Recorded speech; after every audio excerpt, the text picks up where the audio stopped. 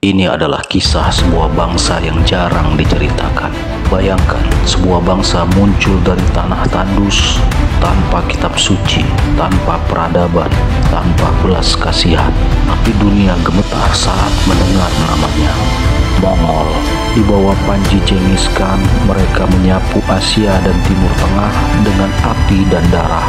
Kota-kota dihancurkan, peradaban dikubur, termasuk satu kota paling agung dalam sejarah Islam, Baghdad, kota 1001 malam. Tapi sejarah tidak berhenti di situ. Yang terjadi kemudian adalah ironi terbesar dalam sejarah umat manusia. Bangsa yang menghancurkan Islam justru menjadi penyebar Islam terbesar yang pernah ada. Inilah kisah tentang penaklukan, kehancuran, dan hidayah, tentang cahaya yang mampu menebus hati paling kelam sekalipun. Inilah kisah bangsa Mongol. Tanah tandus melahirkan manusia tangguh, dan dari stepa Asia Tengah bangkitlah badai yang akan mengguncang dunia. Di awal abad ke-13, di padang stepa yang gersang dan keras, lahirlah seorang anak dari keluarga biasa, namanya Temujin. Ia bukan keturunan bangsawan, bukan keturunan ulama, dan bukan keturunan raja.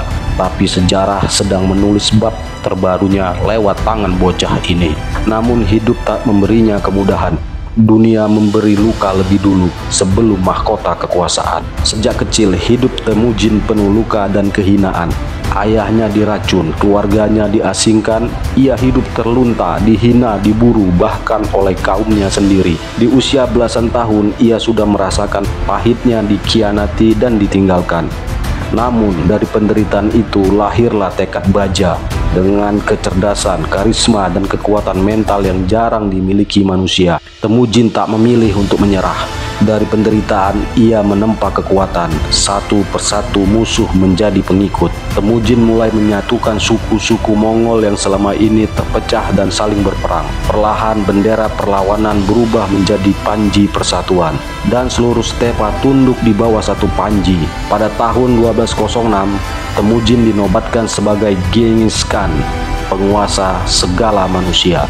Dengan pasukan berkuda tercepat di dunia, taktik militer yang licik dan cerdas, serta disiplin tanpa kompromi, bangsa Mongol mulai bergerak. Mereka tak kenal ampun. Kota demi kota jatuh. Kekaisaran Tiongkok runtuh, Rusia tunduk, Asia Tengah porak-poranda. Dan bangsa Mongol bukan lagi sekedar suku pengembara. Mereka menjadi badai yang akan menyapu dunia. Namun mereka belum selesai.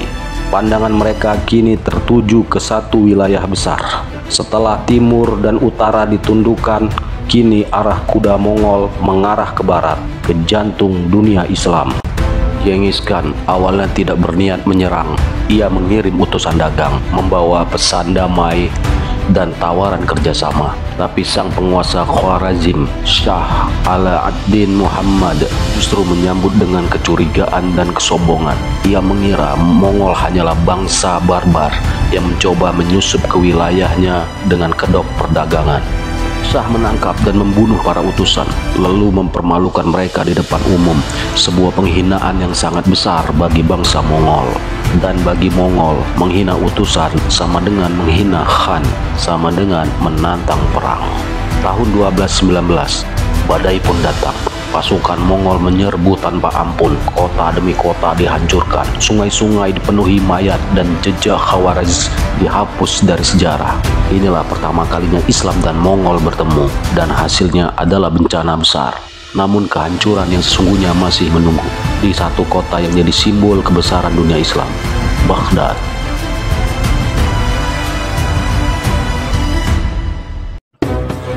Tahun 1258 Masehi, musim dingin menyelimuti Baghdad, kota yang telah lama menjadi pusat ilmu pengetahuan dan peradaban Islam selama lebih dari 5 abad.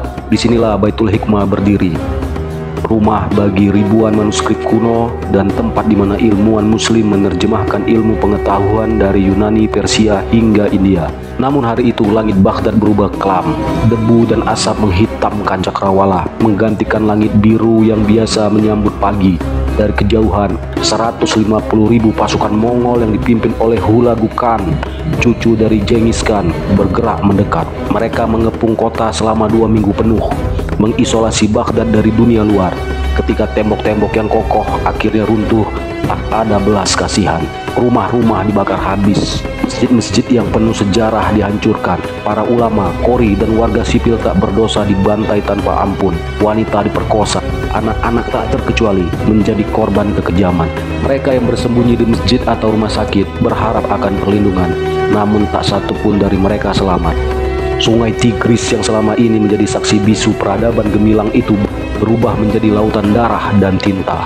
Ribuan buku berharga, karya-karya ilmuwan besar seperti Ibnu Sina, Al-Khawarizm, dan Al-Farabi dilemparkan ke sungai dengan penuh penghinaan, tenggelam dalam aliran air yang kini berwarna merah. Saksi mata menceritakan, jalanan Baghdad dipenuhi mayat. Selama seminggu penuh, mayat-mayat itu memenuhi setiap inci jalan hingga tak ada tempat untuk berpijak.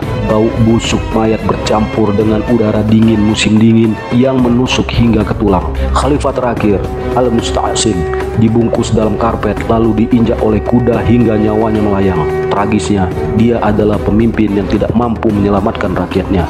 Perkiraan jumlah korban jiwa bervariasi, namun diperkirakan antara 200.000 hingga lebih dari 1 juta orang tewas dalam pembantaian ini. Bayangkan, ini benar-benar pembantaian yang mengerikan. Tak ada satu rumah pun yang tidak terisak oleh kesedihan. Tak ada keluarga yang tidak kehilangan. Kaum muslim yang selamat hanya bisa menangis, terperangah oleh kehancuran yang begitu besar. Sebagian dari mereka bahkan bertanya-tanya, apakah ini hari kiamat? Baghdad yang dahulu dikenal sebagai kota 1001 malam, hancur dalam waktu kurang dari 7 hari. Kota ini tidak hanya musnah fisiknya, namun juga mengubur semangat peradaban yang telah dibangun selama berabad-abad lebih. Dan dunia Islam tenggelam dalam ketakutan yang mendalam, seakan tak ada lagi harapan.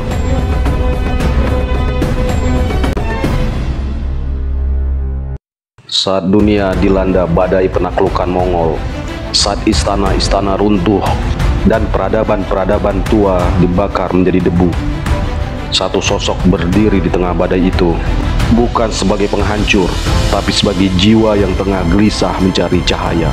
Namanya Berk Khan, cucu dari Genghis Khan, seorang prajurit tangguh, seorang penguasa dari Golden Horde, kekuasaan Mongol yang membentang luas dari Rusia, Ukraina, hingga Kazakhstan saat ini. Ia memimpin wilayah strategis yang menghubungkan timur dan barat. Namun di balik segala kuasa dan ketakutan yang melekat pada Mongol, ada satu hal yang membuatnya terusik, kebrutalan saudaranya sendiri, Hulagu Khan. Tahun 1258, Berk mendengar kabar tentang kehancuran Baghdad, tentang sungai Tigris yang menghitam oleh tinta dan memerah oleh darah, tentang mayat para ulama, qori, ilmuwan, tentang perpustakaan-perpustakaan yang selama berabad-abad menjadi pusat ilmu dunia Islam, dibakar, diinjak, dihina, dan hati Berk terguncang. Saat sebagian besar keluarganya berpesta atas darah yang tertumpah, Berk justru menunduk. Ia tak menemukan kejayaan di atas tulang belulang itu. Ia hanya melihat kehampaan. Lalu ia mulai mencari. Ia mendekat para ulama muslim. Ia mendengar tentang wahyu yang turun di padang pasir Arabia. Ia membaca Al-Quran, dan dalam diamnya air matanya menetes. Bukan karena pedang, bukan karena ancaman, tapi karena kebenaran yang menyentuh hatinya. Berk Khan masuk Islam secara resmi, menjadi Mongol pertama dari garis kerajaan yang memeluk agama ini. Ia mengambil wudhu, ia bersujud, dan saat keningnya menyentuh tanah, sejarah pun berubah arah. Dan ketika Hulagu kembali membantai negeri-negeri muslim, Berk tak tinggal diam. Ia mengirim pesan, engkau menghancurkan kota suci umat Islam, maka dari hari ini darah kita tak lagi bersaudara. Tahun 1262, Sungai Terek menjadi saksi. Pasukan Berk Khan melaju cepat menyerbu pasukan Hulagu dalam badai dan hujan. Panah dilepaskan dari balik kabut, pedang bertemu pedang, dan untuk pertama kalinya dalam sejarah, pasukan Mongol saling membunuh bukan karena kekuasaan, tapi karena keyakinan. pasukan Hulagu hancur. Tak hanya kehilangan pasukan, tapi juga kehilangan muka di hadapan seluruh keluarga kekaisaran. Buat Hulagu, ini bukan kekalahan biasa. Ini adalah aib. Bagaimana mungkin seorang penakluk besar yang pernah menghancurkan Baghdad dan menumbangkan kekhalifahan, kini justru ditaklukkan oleh saudaranya sendiri. Ia kembali ke istana dengan tubuh yang masih berdiri, tapi jiwanya remuk. Ia mulai menjauh dari panggung kekuasaan. Semakin sunyi, semakin hampa. Beberapa catatan menyebut Hulagu tak lagi berbicara soal kemenangan, tak lagi memimpin perang dan menghindari pertemuan dengan para penasihatnya. Hingga akhirnya ia meninggal, bukan dalam perang, tapi dalam kesepian yang tak seorang pun bisa menebus. Sementara Berke, ia menutup hidupnya sebagai seorang muslim sejati. Ia membangun jalur-jalur perdagangan damai, membuka negeri-negeri baru bagi Islam, dan dari tangannya cahaya Islam kembali bersinar, bahkan di jantung kekuasaan Mongol. Dan dunia mulai melihat bahwa tak semua penakluk haus darah, karena ada juga yang memilih tunduk kepada Tuhan.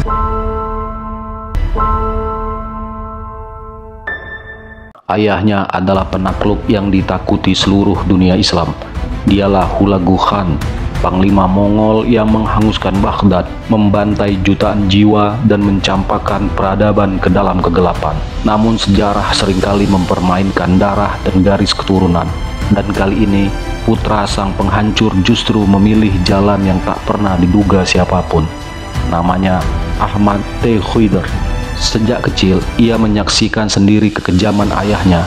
Ia tumbuh di tengah kemegahan Ilkhanate, dikelilingi emas, darah, dan ambisi tak terbatas. Namun di balik semua itu, jiwanya resah. Ia mencari sesuatu yang tak ia temukan dalam peperangan, dan ia menemukannya dalam Islam. Ia memeluk agama yang dulu dihancurkan ayahnya, mengganti namanya dari Teyhuider menjadi Ahmad, mengubah langkah hidupnya dari penakluk menjadi pelindung, dari penjajah menjadi pencari damai. Saat naik takhta pada tahun 1282 Masehi, Ahmad Teyhuider bukanlah khan seperti yang diharapkan para jenderalnya. Ia tak menabuh genderang perang. Sebaliknya, ia membuka pintu diplomasi. Ia kirim surat kepada penguasa Mamluk di Mesir, mengajak berdamai, menghentikan konflik lama yang diwarisi sejak masa Hulagu. Tapi bagi sebagian petinggi Mongol, itu adalah bentuk kelemahan, bahkan pengkhianatan. Saudaranya sendiri, Arghun, menuduhnya telah membelot dari ajaran nenek moyang.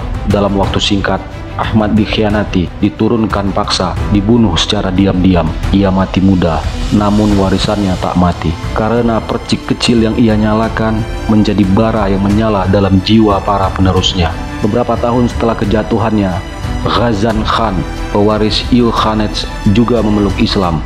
Lalu Uzbek Khan, penguasa Golden Horde, mengikuti jalan yang sama, dan perlahan wilayah Mongol pun berubah wajah. Islam yang dulu dibantai kini tumbuh di jantung kekaisaran Mongol. Masjid berdiri di tanah yang dulu hanya mengenal altar api dan langit terbuka.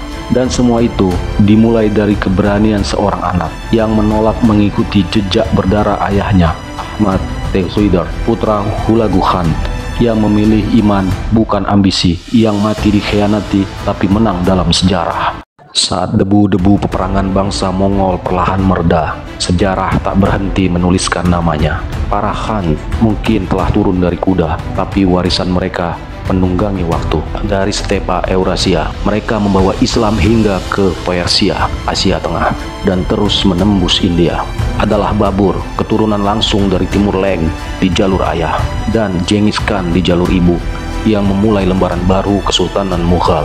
Babur menaklukkan Delhi tahun 1526, bukan hanya dengan pasukan, tapi dengan pengalaman panjang keturunan Mongol yang kini telah berbaur dengan budaya Islam dan Persia. Dan sejak itu, India tak pernah sama lagi. Mughal, sebuah dinasti muslim berdarah Mongol, mewarnai India dengan masjid megah, karya seni, dan perpustakaan. Dan tentu saja Taj Mahal, mahakarya cinta yang lahir dari warisan kekaisaran Mongol yang telah berislam. Tapi jejak mereka tak berhenti di sana. Nama-nama para khan tak lagi hanya terdengar di medan perang. Kini mereka hadir di layar perak bioskop India. Shah Rukh Khan, Salman Khan, Amir Khan. Mereka bukan keturunan langsung dari Genghis Khan atau Hulagu, tapi nama itu Khan adalah warisan identitas kebanggaan, warisan sejarah yang dalam. Di India, Khan telah menjadi simbol muslim urban kuat berpengaruh dan seringkali romantis. Sebuah ironi sejarah. Dulu Mongol ditakuti sebagai penghancur. Kini nama Khan justru dikenal sebagai pembawa cerita cinta dan seni. Dari medan laga ke panggung film, dari anak panah ke puisi cinta, dari langkah kuda ke tarian Bollywood. Warisan para Khan terus hidup, bukan hanya di buku sejarah, tapi di nama budaya, bahkan mimpi anak-anak muda India masa kini. Mereka mungkin tak lagi menguasai wilayah dengan pedang, tapi mereka menaklukkan hati lewat layar dan cerita. Sejarah memang tak pernah mati. Ia hanya berganti bentuk, dan para Khan tak pernah benar-benar pergi.